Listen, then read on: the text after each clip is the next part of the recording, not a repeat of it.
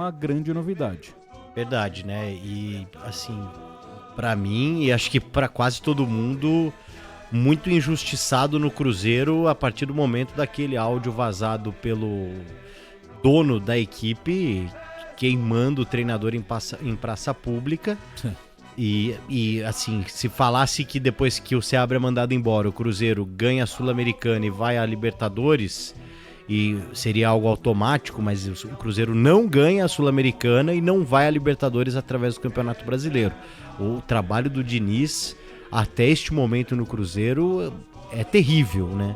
E o trabalho do Seabra, que vinha bem numa Sul-Americana, viveu uma oscilação no Campeonato Brasileiro, mas a gente sabe que não foi por conta disso o desligamento, foi por conta da situação dos reforços, né? Sim. E o Seabra, como alguém muito mais inserido ao futebol, sabe que você não muda um time que tá bem do dia pra noite só porque esses jogadores chegaram. Uma das reclamações do Pedrinho foi, o Wallace não sei o quê. Colocou o Wallace na final da Sul-Americana e ele saiu com meia horinha de jogo. Exatamente.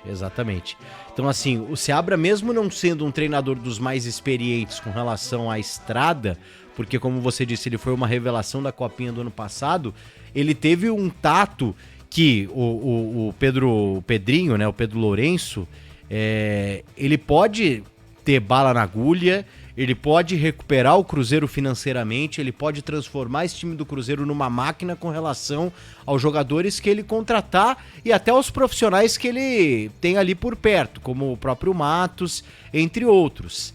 Mas o entendimento de vestiário, de lidar com jogadores, isso ele não vai ter, ou pelo menos por enquanto ele não vai ter. Talvez o futebol, agora com ele inserido dentro desse contexto, daqui a alguns anos ele aprenda algumas lições com relação a isso.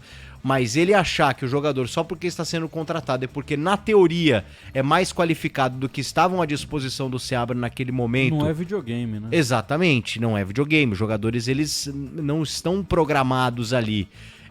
Você tem muita coisa envolvida. Não tem um overall na vida real, né? Exato. Você contrata o jogador, ele tem 80 de overall, você põe lá e ele resolve. Exatamente. Então, cara, o Seabra pagou um preço por justamente ser um treinador com entendimento de vestiário. E aí depois os resultados não vieram da forma como se esperava, mas o Cruzeiro terminou talvez até pior do que estava no momento em que o Seabra foi demitido. Então, e o Bragantino acertou em cheio ao contratá-lo. Claro que era uma missão muito difícil, tirar o rebaixamento, livrar o Bragantino do rebaixamento, que acabou acontecendo por mérito do Bragantino, mas também por algumas combinações de resultados. E olha, pelo time que está sendo montado essa temporada do Bragantino, o ano para rebaixar o Bragantino foi 2024. Agora esquece, o Bragantino vai voltar a brigar por títulos na minha visão, mesmo que seja uma Sul-Americana, mesmo que seja porque a gente tá falando de um time que em 2023 estava inserido numa briga pelo título num dado momento do Campeonato Brasileiro.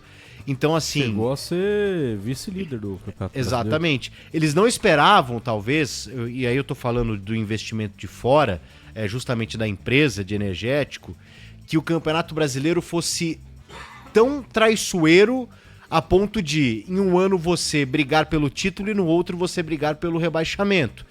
Porque o brasileiro tem dessas, né? Tanto que você vê, às vezes, times que brigam... O Fluminense, por exemplo, campeão da Libertadores, quase foi rebaixado. Você vê um Grêmio que subiu de uma Série B, brigou pelo título, e esse ano também, no ano passado, brigou contra o rebaixamento. Então, talvez esse entendimento... Em duas finais e quase cai. Vai para a última rodada dependendo ainda de alguns resultados. Então, assim, esse entendimento, talvez os investidores do Bragantino e até quem de alguma forma estava lá dentro, ele não estava no horizonte deles. A partir de agora, eles entenderam que não dá para você meio que, não, vamos deixar do jeito que tá. Você vai sempre ter que se reforçar, você vai sempre tá de olho ali no vestiário, ainda mais um time que não tem tanto uma cobrança de torcida, de massa. Você tem que estar ativo dentro de um vestiário com relação aos jogadores e a acomodação desses atletas.